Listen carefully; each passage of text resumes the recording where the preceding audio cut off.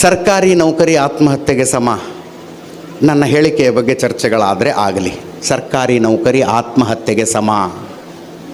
ನಾವು ಚಿಕ್ಕವರಿದ್ದಾಗ ಬರೀ ರ್ಯಾಂಕ್ ಯಾವ ಕಾಲೇಜಿಗೆ ಅಷ್ಟು ರ್ಯಾಂಕು, ಕೆ ಇ ಬೋರ್ಡ್ಸಿಗೆ ಅಷ್ಟು ರ್ಯಾಂಕು, ಮರಿಮಲ್ಲಪ್ಪಗೆ ಇಷ್ಟು ರ್ಯಾಂಕು, ಬರೀ ಇದನ್ನು ಓದ್ಕೊಂಡೇ ಬೆಳೆದ್ವಿ ನಾವು.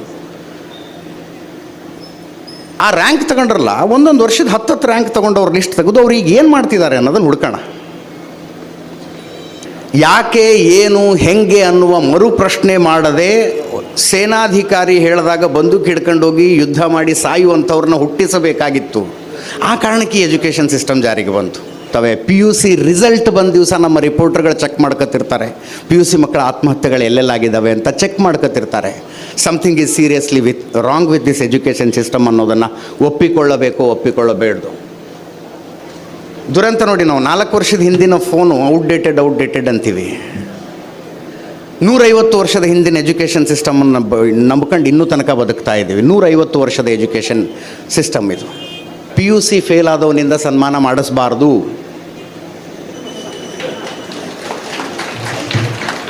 ನಾನು ಮ್ಯಾಥ್ಸು ಬಯಾಲಜಿ ಫೇಲು. ಆ ಹಾಡನ್ನು 2 ಸಲ ಕೇಳಿದರೆ ನನಗೆ ಒಬ್ಬ ತತ್ವಜ್ಞಾನಿ ಜೊತೆಗೆ 2 ತಾಸು ಮಾತನಾಡಿದ ಅನುಭವ ಆಗುತ್ತೆ. ಇರಬೇಕು ಇರುವಂತೆ ತೊರೆದು ಸಾವಿರ ಚಿಂತೆ, ಮಳೆ ಸುರಿಸಿ ಹಗುರಾದ ಮುಗಿಲಿನಂತೆ ಅಂತ. ಇಲ್ಲಿ ನನ್ನನ್ನು ಈ ಕಾರ್ಯಕ್ರಮಕ್ಕೆ ಕರೆಸೋದಕ್ಕೆ ಎಷ್ಟು ಕಷ್ಟ ಆಯಿತು, ಕನ್ವಿನ್ಸ್ ಮಾಡಬೇಕಾಯಿತು, ಎಲ್ಲ ಹೇಳ್ತಾ ಇದ್ರು. ಆದರೂ ನನ್ನನ್ನು ಸ್ವಲ್ಪ ದಾರಿ ತಪ್ಪಿಸಿ ಈ ಕಾರ್ಯಕ್ರಮಕ್ಕೆ ಕರೆಸಿದ್ರು. ನನಗೆ ಹೇಳಿದ್ರು, ಶಿವಪ್ರಸಾದರದು 60ನೇ ಹುಟ್ಟುಹಬ್ಬ, ಅವರು ನಿವೃತ್ತರಾಗಿದ್ದಾರೆ, ಅವ್ರಿಗೊಂದು ಪೌರ ಸನ್ಮಾನದ ಕಾರ್ಯಕ್ರಮ ಇದೆ, ಪ್ರತಿ ವರ್ಷ 7,000 ಮಕ್ಕಳಿಗೆ ಪುಸ್ತಕ ವಿತರಣೆ ಕಾರ್ಯಕ್ರಮ, ಅದಕ್ಕೆ ಬರಬೇಕು ಅಂತ. ನಾನು ಸರಿ ಆಯಿತು ಬರ್ತೀನಿ ಅಂತ ಹೇಳಿದೆ. ಇನ್ವಿಟೇಷನ್ ನನ್ನ ಕೈಗೆ ಬಂದಾಗ ಗೊತ್ತಾಯಿತು ಇದರಲ್ಲಿ ಪ್ರತಿಭಾ ಪುರಸ್ಕಾರವೂ ಇದೆ ಅಂತ. ನೀವೆಲ್ಲಾದರೂ ಪ್ರತಿಭಾ ಪುರಸ್ಕಾರ ಅಂತ ಹೇಳಿದ್ರೆ ನಾನು ವೇದಿಕೆಗೆ ಹೋಗೋದು ಒತ್ತಟ್ಟಿಗಿರಲಿ, ಕಾರ್ಯಕ್ರಮ ನಡೀತಾ ಇರೋ ಬೀದಿಗೂ ಹೋಗೋದಿಲ್ಲ. ಈ ಮಗುಗೊಂದು ಸನ್ಮಾನ ಮಾಡಿದ್ವಿ ನಾವು, ಡಿಸ್ಕರೇಜ್ ಮಾಡೋ ಉದ್ದೇಶದಿಂದ ಹೇಳ್ತಾ ಇಲ್ಲ. ಇಡೀ ಸಮಾಜ, ಈ ದೇಶ ಹೆಚ್ಚು ಮಾರ್ಕ್ಸ್ ತೆಗೆದುಕೊಳ್ಳುವುದನ್ನೇ ಪ್ರತಿಭೆ ಅನ್ನುವ ಭ್ರಮೆಯಲ್ಲಿ ಬದುಕ್ತಾ ಇರುವ ಸಂದರ್ಭದಲ್ಲಿ ಅದನ್ನು ಪುಷ್ಟೀಕರಿಸುವಂಥ ಯಾವುದರಲ್ಲೂ ನಾನು ಭಾಗವಹಿಸಬಾರದು ಅಂತ. ಈ ಜಗತ್ತಿನಲ್ಲಿ ಜ್ಞಾನವನ್ನು ರಿಸೀವ್ ಮಾಡಿಕೊಳ್ಳುವ 8 ಮಾರ್ಗಗಳಿದ್ದಾವೆ. ಅವುಗಳ ಪೈಕಿ ಒಂದು ಮಾರ್ಗ ಪಠ್ಯಪುಸ್ತಕದ ಮೂಲಕ ರಿಸೀವ್ ಮಾಡಿಕೊಳ್ಳುವಂಥದ್ದು.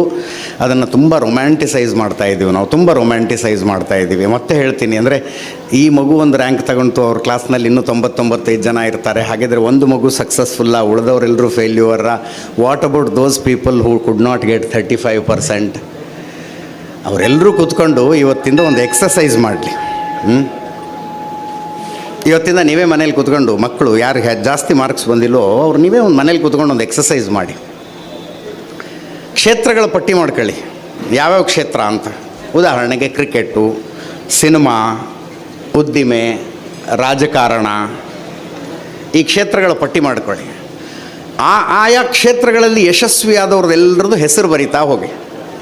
ಸಿನಿಮಾ ಅಂತ ಬಂದರೆ ಶಾರುಖ್ ಖಾನು, ಸಲ್ಮಾನ್ ಖಾನು, ಅಮೀರ್ ಖಾನು, ಇನ್ಯಾರ್ಯಾರು ಹಿಂದಿಲಿ ಬರ್ತಾರೆ. ಕನ್ನಡದಲ್ಲಿ ಯಾರ್ಯಾರು ಬಂದರು, ರಾಜ್ಕುಮಾರು, ವಿಷ್ಣುವರ್ಧನ್, ಶಿವರಾಜ್ಕುಮಾರು, ಯಾರ್ಯಾರು ಬಂದರೆ ಎಲ್ಲರದ್ದು ಪಟ್ಟಿ ಮಾಡಿ. ಉದ್ಯಮ ಅಂತ ಬಂದರೆ ಅದಾನಿ, ಅಂಬಾನಿ, ಇನ್ಫೋಸಿಸ್ ನಾರಾಯಣ ಮೂರ್ತಿ, ಅವ್ರದ್ದೆಲ್ಲ ಒಂದು ಪಟ್ಟಿ ಮಾಡಿ.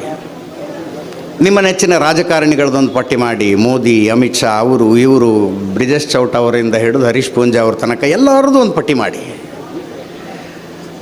ಅವ್ರ ಬಗ್ಗೆ ಒಂದೊಂದು ರಿಸರ್ಚ್ ಮಾಡಿ. ಅವರು ಯಾರು ತಮ್ಮ ಕ್ಲಾಸ್ನಲ್ಲಿ ಫಸ್ಟ್ ಬಂದಿದ್ರು ಅಂತ, ಅವ್ರು ಯಾರು ರ್ಯಾಂಕ್ ಸ್ಟೂಡೆಂಟ್ ಆಗಿದ್ದರು. ಇವತ್ತಿನ ಸಮಾಜ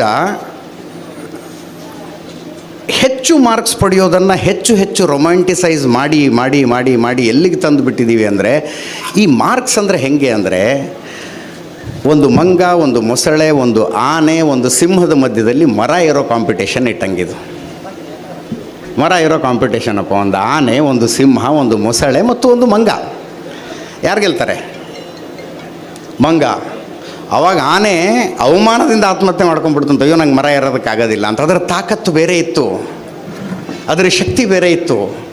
ಆದರೆ ಇಲ್ಲೇನು ಹೇಳಿದ್ರು, ನಿಮಗೆ ಪುರಸ್ಕಾರ ಸಿಗೋದು, ಸನ್ಮಾನ ಸಿಗೋದು ಮರ ಹತ್ತಿದ್ರೆ ಮಾತ್ರ ಅಂತ. ಆದ್ದರಿಂದ ಈ ಟೋಟಲ್ ಎಜುಕೇಷನ್ ಸಿಸ್ಟಮ್ ಹೆಂಗೆ ಬಂತು ಅನ್ನೋದರದೇ ಒಂದು ಇತಿಹಾಸ ಇದೆ. ಇವತ್ತು ನಾವು ಏನು ಓದ್ತಾ ಇದ್ದೀವಲ್ಲ, ಇದು 18ನೇ ಶತಮಾನದಲ್ಲಿ ಬಂದಂಥ ಎಜುಕೇಷನ್ ಸಿಸ್ಟಮ್. ಇದು ಪ್ರಷಿಯನ್ ಎಜುಕೇಷನ್ ಸಿಸ್ಟಮ್ ಅಂತ ಕರೀತಾರೆ ಇದಕ್ಕೆ. ಇದರ ಉದ್ದೇಶ ಏನಾಗಿತ್ತು? ಈ ಶಿಕ್ಷಣ ವ್ಯವಸ್ಥೆ ಜಾರಿಗೆ ಬಂದಾಗ ಯುದ್ಧಗಳ ಸಂಖ್ಯೆ ಜಾಸ್ತಿ ಇತ್ತು. ಯಾಕೆ, ಏನು, ಹೆಂಗೆ ಅನ್ನುವ ಮರು ಪ್ರಶ್ನೆ ಮಾಡದೆ ಸೇನಾಧಿಕಾರಿ ಹೇಳಿದಾಗ ಬಂದೂಕು ಹಿಡ್ಕೊಂಡೋಗಿ ಯುದ್ಧ ಮಾಡಿ ಸಾಯುವಂಥವ್ರನ್ನ ಹುಟ್ಟಿಸಬೇಕಾಗಿತ್ತು. ಆ ಕಾರಣಕ್ಕೆ ಈ ಎಜುಕೇಷನ್ ಸಿಸ್ಟಮ್ ಜಾರಿಗೆ ಬಂತು. ಅದಾದ ಮೇಲೆ ಬ್ರಿಟಿಷರು ಭಾರತಕ್ಕೆ ಬಂದಾಗ ಭಾರತದಲ್ಲಿ ನೀವು ಹೇಳಿದಂತೆ ಕೇಳ್ಕೊಂಡು ಬಿದ್ದಿರುವ ಕಾರ್ಕುನರನ್ನು ಸೃಷ್ಟಿ ಮಾಡೋದು ಹೆಂಗೆ ಅನ್ನೋ ಪ್ರಶ್ನೆ ಬಂದಾಗ ಅದೇ ಎಜುಕೇಷನ್ ಸಿಸ್ಟಮ್ ಅಂತಂದು ಮೆಕಾಲೆ ನಮ್ಮಲ್ಲಿ ಜಾರಿಗೆ ತಂದದ್ದು. ದುರಂತ ನೋಡಿ, ನಾವು 4 ವರ್ಷದ ಹಿಂದಿನ ಫೋನು ಔಟ್ಡೇಟೆಡ್ ಅಂತೀವಿ. 150 ವರ್ಷದ ಹಿಂದಿನ ಎಜುಕೇಷನ್ ಸಿಸ್ಟಮನ್ನು ನಂಬ್ಕೊಂಡು ಇನ್ನೂ ತನಕ ಬದುಕ್ತಾ ಇದ್ದೀವಿ. 150 ವರ್ಷದ ಎಜುಕೇಷನ್ ಸಿಸ್ಟಮ್ ಇದು. ಅದಕ್ಕೆ ನಾನು ಹೇಳೋದು, ಪ್ರತಿಭಾ ಪುರಸ್ಕಾರ ಇದ್ದರೆ ದಯವಿಟ್ಟು ನನ್ನನ್ನು ಕರಿಬೇಡಿ. ಇನ್ನೂ ಪ್ರಾಮಾಣಿಕವಾಗಿ ಹೇಳ್ತೀನಿ, 625 ಮಾರ್ಕ್ಸ್ ತಗೊಂಡಿರುವ ಮಗುವಿಗೆ PUC ಫೇಲ್ ಆದವನಿಂದ ಸನ್ಮಾನ ಮಾಡಿಸಬಾರ್ದು.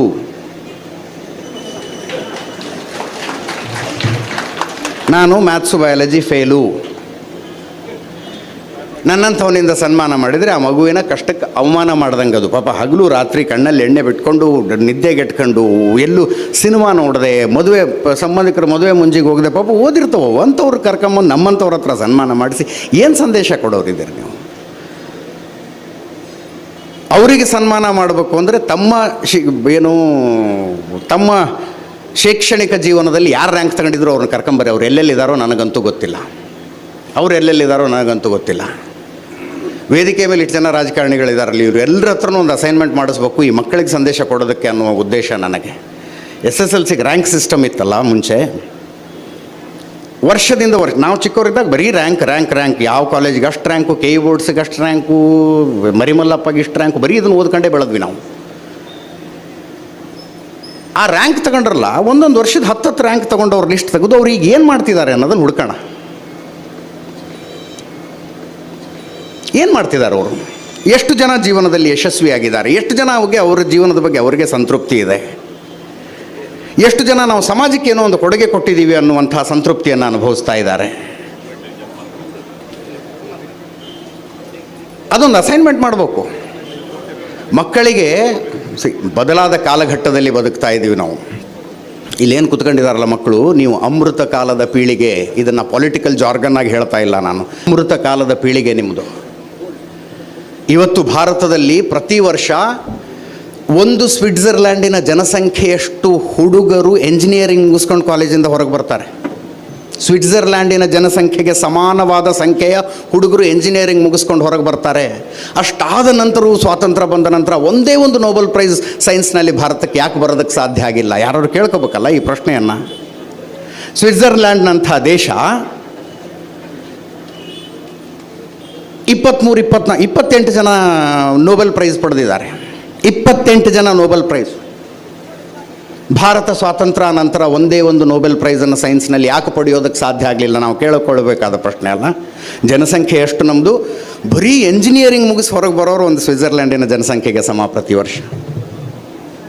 ಬೆಂಗಳೂರಿನ ಜನಸಂಖ್ಯೆಯ ಅರ್ಧ ಜನಸಂಖ್ಯೆ ಇಡೀ ಇಸ್ರೇಲ್ನಲ್ಲಿ ಬದುಕುತ್ತೆ. ಯಾಕೆ ಆ ಗುಣಮಟ್ಟದ ಒಬ್ಬ ಸೈಂಟಿಸ್ಟನ್ನು ನಮ್ಮಲ್ಲಿ ಹುಟ್ಟಿಸೋದಕ್ಕಾಗಲಿಲ್ಲ?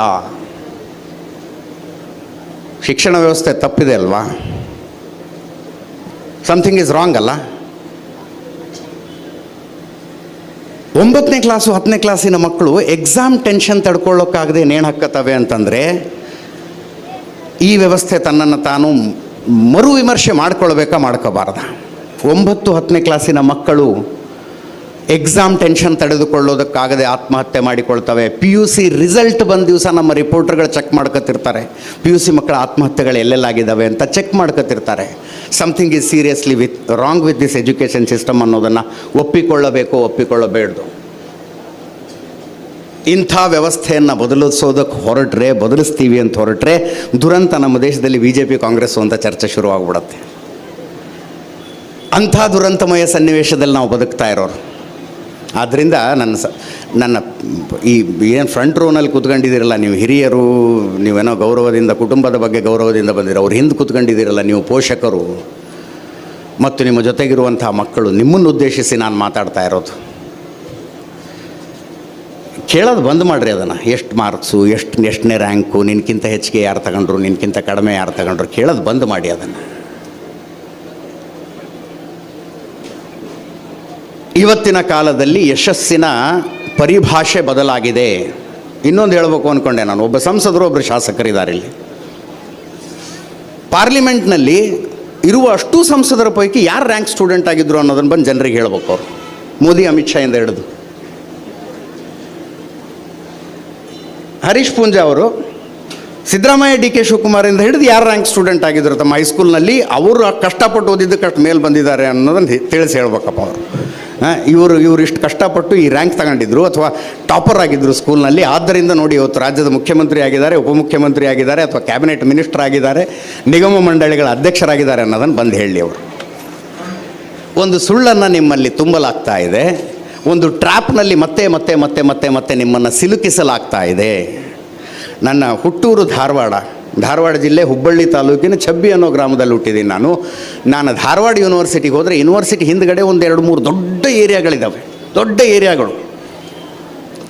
ಅಲ್ಲಿ ಏನಪ್ಪ ಅಂದರೆ ಈ ಗೌರ್ಮೆಂಟ್ ಎಕ್ಸಾಮ್ಗಳಿಗೆ ಟ್ರೈನಿಂಗ್ ಕೊಡೋ ಇನ್ಸ್ಟಿಟ್ಯೂಷನ್ಸ್ ತುಂಬಿ ತುಳುಕ್ತಾವೆ. ಸಾವಿರಾರು ಸಂಖ್ಯೆಯಲ್ಲಿ ಇರ್ಬೇಕು, ಸಾವಿರಾರು ಸಂಖ್ಯೆಯಲ್ಲಿ. ಈ ರಾಜಸ್ಥಾನದ ಕೋಟಾಕ್ಕೆ ಹೋಗ್ತಾರಲ್ಲ ದೇಶದ ಮೂಲೆಗಳಿಂದ, ಹಂಗೆ ಧಾರವಾಡಕ್ಕೆ ಹೋಗ್ತಾರೆ ಎಕ್ಸಾಮ್ ಪ್ರಿಪರೇಷನ್ಗೆ ಅಂತ.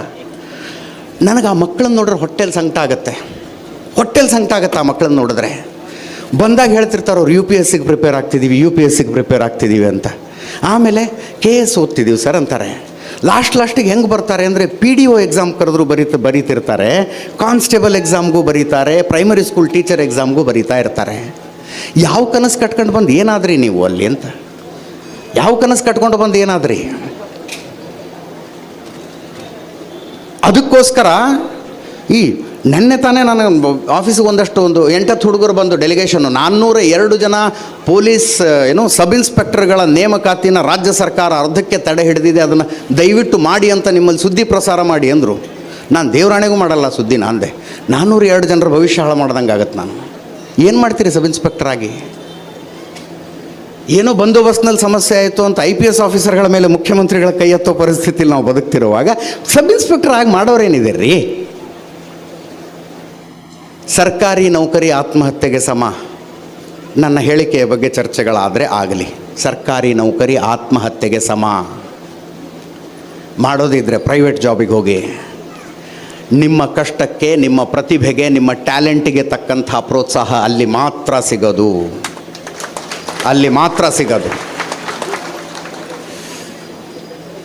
ನೌಕರಿಗೆ ಸೇರಿಕೊಂಡ 1 ವರ್ಷದಲ್ಲಿ ನೀವು ನಿಮ್ಮ ಪ್ರತಿಭೆಯನ್ನು ತೋರಿಸಿದರೆ ನಿಮ್ಗಿಂತ 10 ವರ್ಷ ಸೀನಿಯರ್ಗಿಂತ ಮೇಲೆ ಹೋಗ್ತೀರಿ ನೀವು.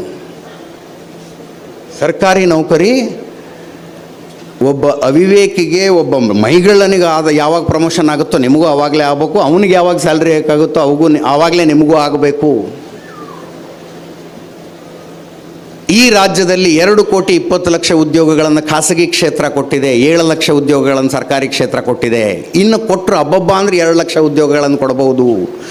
ಆ ಉದ್ಯೋಗ ತಗೊಳ್ಳೋದಕ್ಕೆ ಹಗಲು ರಾತ್ರಿ ಜನ ಚಡಪಡಿಸ್ತಿದ್ದಾರೆ, ಓದ್ತಿದ್ದಾರೆ, ಕೋರ್ಟ್ಗೆ ಅಪ್ಲಿಕೇಶನ್ ಹಾಕ್ಕೋತಾರೆ, ಫ್ರೀಡಮ್ ಪಾರ್ಕಿಗೆ ಬಂದು ಪ್ರತಿಭಟನೆ ಕೂತ್ಕೋತಾರೆ. ಇದನ್ನು ಹುಚ್ಚುತನ ಅನ್ನೋದೇ ಇನ್ನೇನು ಅನ್ಬೇಕು ನಾವು? ಹೊಸ ದೇಶದಲ್ಲಿ ನಾವು ಬದುಕ್ತಾ ಇದ್ದೀವಿ. ಪ್ರಪಂಚದಲ್ಲೇ ಅತಿ ಹೆಚ್ಚು ಬಿಲಿಯನೇರ್ಗಳ ಭಾರತದಲ್ಲಿದ್ದಾರೆ. ನಂಬರ್ 1 ಅತಿ ಹೆಚ್ಚು ಬಿಲಿಯನೇರ್ಗಳ ಭಾರತದಲ್ಲಿದ್ದಾರೆ. ಹಾಗೆ ಬಿಲಿಯನೇರ್ಗಳ ಆದವರ ಪೈಕಿ 87% ಫಸ್ಟ್ ಜನರೇಷನ್ ಬಿಲಿಯನೇರ್ಸ್. 87% ಜನ ಫಸ್ಟ್ ಜನರೇಷನ್ ಬಿಲಿಯನೇರ್ಸ್. ಅವ್ರಿಗೆ ಕುಟುಂಬದ ಆಸ್ತಿ ಬಂದಿಲ್ಲ, ಅವರ ಅಪ್ಪ ಕೋಟ್ಯಾಧೀಶ ಆಗಿರಲಿಲ್ಲ, ಅವರಪ್ಪ ಏನೋ ಬಿಸ್ನೆಸ್ ಎಂಪೈರ್ನ ಕಟ್ಟಿ ಇಟ್ಟಿರಲಿಲ್ಲ, ನನ್ನ ಮಗ ಬಂದು ಆಳ್ತಾನೆ ಅಂತ. ನಿಮ್ಮಂಥವರ ಮನೆಯಿಂದ ಬಂದಂಥವರು ಇವತ್ತು ಉದ್ಯಮದ ಜಗತ್ತನ್ನು ಆಳ್ತಾ ಇದ್ದಾರೆ. ಪ್ರೇರಣೆ ಆಗಬೇಕಾಗಿರೋದು ಅವ್ರು, ಅವ್ರು ಪ್ರೇರಣೆ ಆಗಬೇಕು. ಎಲ್ಲೋ ವಯನಾಡಿನಲ್ಲಿ ಮುಸ್ತಫಾ ಅನ್ನೋ ಹುಡುಗ, ಅವನಪ್ಪ 50 ರೂಪಾಯಿ ಕೂಲಿ ಮಾಡ್ತಿದ್ದಂತೆ. 50 ರೂಪಾಯಿದು ಕೂಲಿ ಮಾಡ್ಕೊಂಡಿದ್ದ ಕೂಲಿಕಾರನ ಮಗ ಇವತ್ತು ರೆಡಿಮೇಡ್ ಇಡ್ಲಿ ದೋಸೆ ಹಿಟ್ಟು ಮಾರುವ ಕಂಪನಿಯೊಂದನ್ನು ಕಟ್ಟಿದ್ದಾನೆ. He's personal worth is 10,000 crores. 10,000 ಕೋಟಿ ಆತನ ಪರ್ಸನಲ್ ವರ್ತು. ಒರಿಸ್ಸಾದ 2 ಟೈರ್ ಸಿಟಿಯಿಂದ, 2ನೇ ಹಂತದ ಪಟ್ಟಣದಿಂದ 65 ರೂಪಾಯಿ ಜೇಬಲ್ಲಿ ಇಟ್ಕೊಂಡು ಬಂದಂಥ ಒಬ್ಬ ಹುಡುಗ ಅತಿ ದೊಡ್ಡ ಲಾಡ್ಜಿಂಗ್ ಬಿಸ್ನೆಸ್ಸನ್ನು ಈ ದೇಶದಲ್ಲಿ ಕಟ್ಟದ. ಆತನ ಪರ್ಸ್ನಲ್ ವರ್ತ್ 14,000 ಕೋಟಿ ರೂಪಾಯಿ. ಆತನಿಗೆ ಜಾತಿಯ ಹಿನ್ನೆಲೆ, ಈ ರೀತಿ ಸಾಧನೆ ಮಾಡಿದವರಿಗೆ ಜಾತಿಯ ಹಿನ್ನೆಲೆ ಇರಲಿಲ್ಲ, ಕೌಟುಂಬಿಕ ಹಿನ್ನೆಲೆ ಇರಲಿಲ್ಲ, ಶೈಕ್ಷಣಿಕ ಹಿನ್ನೆಲೆಯೂ ಇರಲಿಲ್ಲ. ಅಂಥದ್ದೊಂದು ಜಗತ್ತಿನಲ್ಲಿ ನಾವು ಬದುಕ್ತಾ ಇದ್ದೀವಿ. ಆ ಪ್ರೇರಣೆಗಳ ನಿಮ್ಮಲ್ಲಿ ಬರಲಿ, ಆ ಪ್ರೇರಣೆಗಳ ನಿಮ್ಮಲ್ಲಿ ಬರಲಿ. ನಾನು ಹಾರೈಸೋದು ಅದನ್ನು.